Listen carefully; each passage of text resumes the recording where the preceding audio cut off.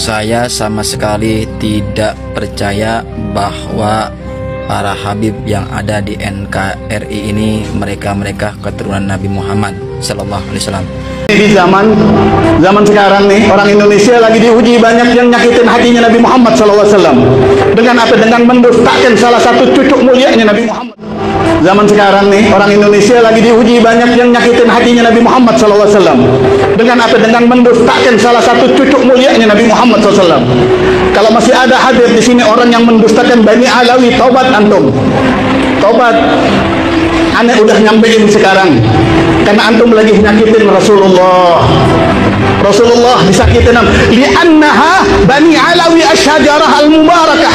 Bani Alawi ini pohon yang diberkahi. Buktinya apa? Kemanapun beliau pergi, beliau membawa agama jadduh Nabi Muhammad sallallahu alaihi wasallam. Orang man yantasib li ghairi abih falyatabwa maq'adahu minan nar. Siapa orang yang mengaku cucu daripada bukan datuknya, dia penduduk neraka. Masa penduduk neraka bisa mengislamkan orang? Kenapa sampai digebukin pasukan Habib? Karena saya salah satu manusia yang tidak percaya Habib Balawi keturunan Nabi. Bukan di hati dan pikiran saja, tetapi saya nyumbang isi kepala saya buat masyarakat Indonesia untuk tidak percaya juga Habib Balawi keturunan Nabi Muhammad. Dan saya pernah menyuruh mereka ke Palestina yang suka teriak-teriak, yang suka demo-demo, yang suka takbir-takbir di jalanan. Saya suruh mereka ke Palestina supaya Islam mereka terpercaya. Begitu. Nah, tapi mereka tidak terima, saudara. Ya, kalian percaya nggak? Mereka itu ya, sebelum saya digebukin sama mereka, sudah dipantau dulu sekitar 1 minggu, diterol dulu 1 minggu ya, dilihatin dulu ini Lukman sama siapa, Lukman ini orang mana, ya, Lukman punya pasukan atau tidak. Mereka sudah berpikir, ternyata Lukman tidak punya pasukan, ya. Dan saya juga bukan orang di Jakarta. Saya merantau di Jakarta. Saya cuma dagang rujak saja di Jakarta. Ya, cuman saya mau bersuara bahwasanya Habib Balawi bukan keturunan Nabi. Di kandang Habib Balawi juga. Nah, di tempat saya tinggal ini, saudara. Di tempat saya tinggal ini, saudara, tempat perkumpulan Habib-Habib. Nah, tapi ya udah, gitu aja. Salam isi otak dari Lukman. Kalau suka jangan lupa di follow biar saya tambah semangat buat video.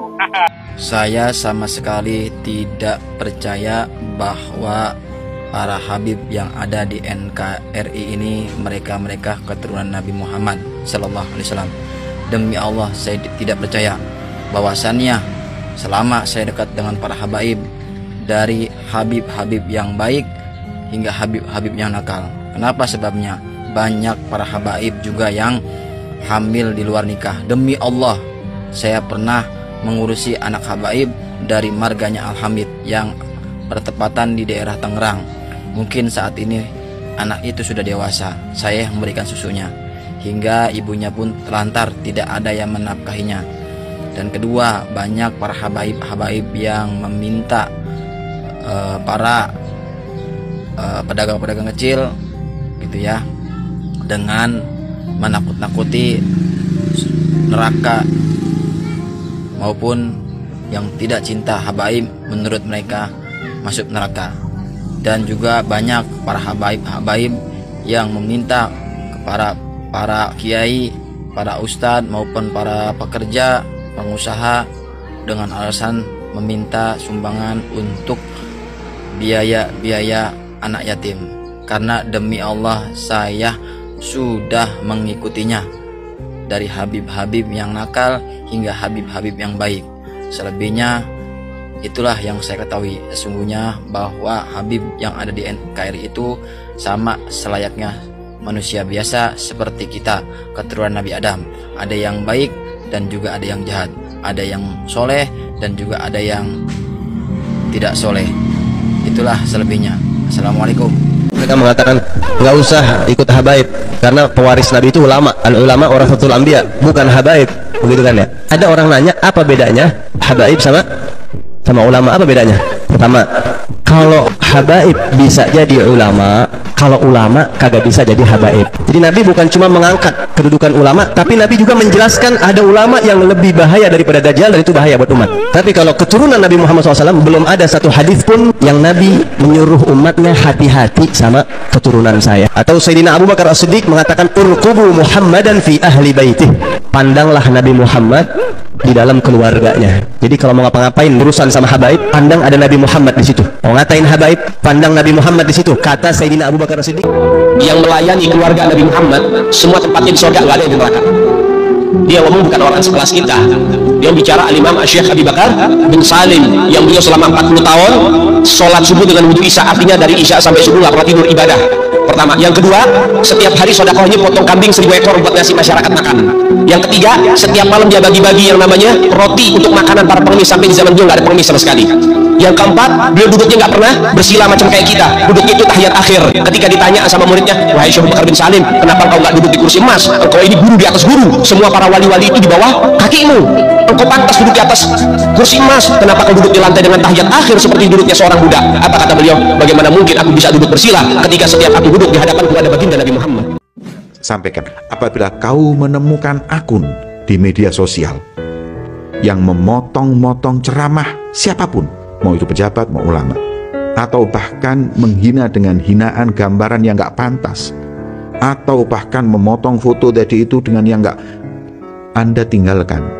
Karena Anda, saya perlu tahu, untuk memberitahu bahwa ketika Anda memfollow, Anda termasuk orang yang syarik, bekerja sama dalam perbuatan kemaksiatan tersebut.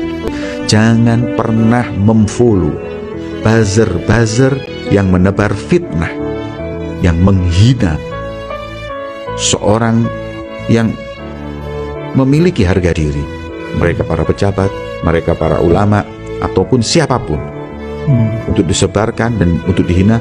Demi Allah, kau syarik, kau bekerja sama dalam dosa dengan orang tersebut. PBNU hebat, PBNU mantap. Orang yang jelas-jelas memusuhi keturunan Mbah Hasyim Asy'ari, orang yang jelas-jelas dari kalangan Baklawi yang menghina Gus Dur, menghina Mbah Hasyim Asy'ari, dari Habib-Habib dibela sekarang. PBNU hebat, PBNU mantap, yang sudah membelokkan sejarah, merubah sejarah NU, dibela hebat. Sementara PWILS yang ingin memberi penjelasan, penegasan, menjaga marwahnya NU, malah dipojokkan, dibilang organisasi sengaja dibuat untuk bikin ribut. PBNU hebat. Apakah benar ada upaya merekonstruksi sejarah NU oleh sebagian kelompok? Benar. Benar. Siapa, Gus? Menurut apa itu mayoritas. Ini saya katakan mayoritas karena ya kultur NU itu memahami Habib Lutfi itu sebagai tokoh atau ketua Jerman. Ini bisa dipegang, Gus. Tolong, ketua Jerman selama 20 tahun. Ketika beliau menjadi ketua, itu kita lihat sebelumnya Jerman itu baik-baik saja, tetapi ketika sudah di Habib Lutfi berusaha mempertahankan itu, sehingga muncul lagi Jatma, ada lagi yang Jatmek. Jatmek itu bikinan kita yang itu analog buat nyaingi Jatma, karena Jatma itu didirikan oleh Habib Lutfi atau LBY itu karena ketidakpuasan, Gus, ketika akan delay organisasi yang setelah 20 tahun dan tidak mempunyai apa-apa. Jatman itu ketika dipimpin oleh Habib Lutfi tidak mempunyai aset. Betul. Dan juga ketika Jatman dipimpin oleh LBY itu malah sudah diizinkan secara personal oleh Habib Lutfi itu ke Kemenham, sehingga mempunyai Kemenkumham. Oke. Jadi sehingga mempunyai apa itu nomor sabuk sendiri di pemerintahan dan mempunyai izin sendiri sehingga memakai modifikan Jatma. Itu indikasi bahwasanya dia itu dikatakan sebagai figur tasawuf, sufi, tapi masih iring. dengan posisi duniawi, tidak mau digeser. Nah, itu pendapat para ulama dan juga para kultural NU. Habib Lutfi itu tidak bisa dijadikan sebagai panutan.